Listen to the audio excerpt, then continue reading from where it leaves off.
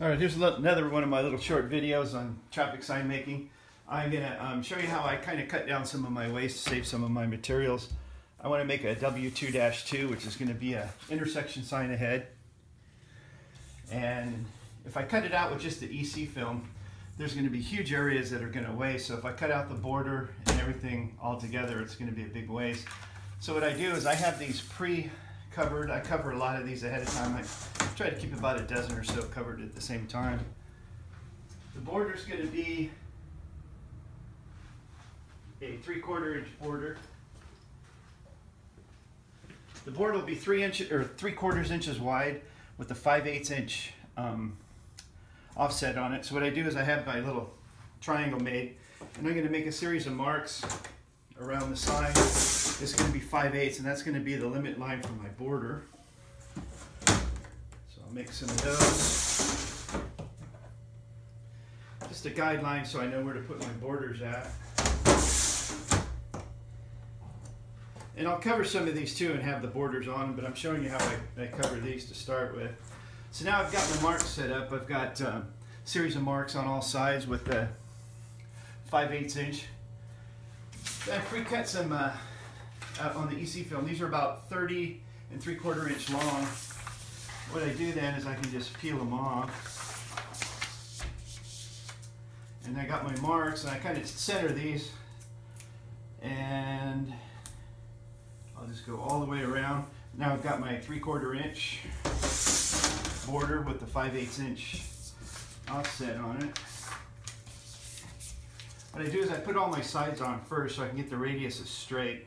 If you try to put the radiuses on first, it really doesn't turn out very well.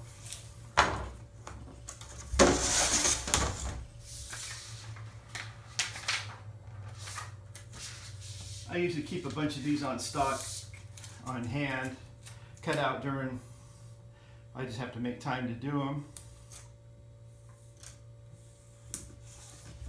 That way by putting, I put a series of 3 marks on each side, 1, 2, and 3, and then that way it gives me a good area to line up my borders to start with.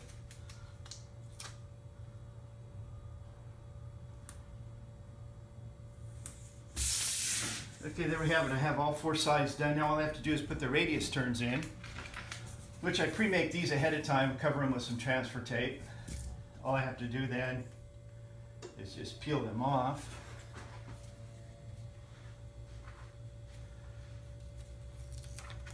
When I add them in, I can see through the transfer tape. I just make sure that I don't leave a little edge on those. Flatten them down with my rubber squeegee to get.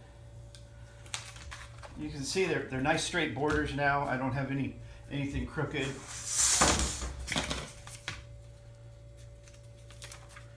Just line those up real quick. I line them up on one side or the other. You can kind of see.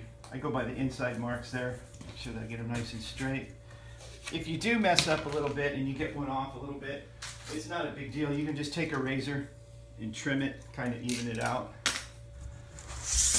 Just take your time with it, take it easy. You won't have to do any extra work, any trimming or touch up or anything.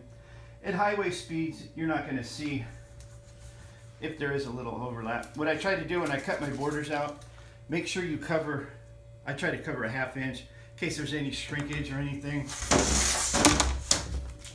At least I get a good coverage now and there's no break in the lines.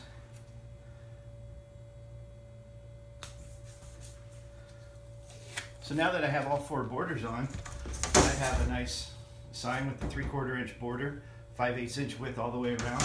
Now I can cut out my legend. I can piece these together on my program and fit them in tight so I can cut down on my waste. Now all I have to do is apply this. And you can see the huge amount. If you were to cut this and the border all together, you're going to have these huge amounts of wasted space. And here at the county, I try to cut down on my waste and make the materials last. You know, it is the taxpayers' dollars that pay for this. But even if you're in private for your own self, business for your own self, you still have to cut down on your waste because there's your profits right out the door. So, hope that kind of helps anybody get some new ideas on how to cut down some waste. It might take a little bit longer to do it this way, but you're going to save a lot of money in the end. All right, thanks for watching.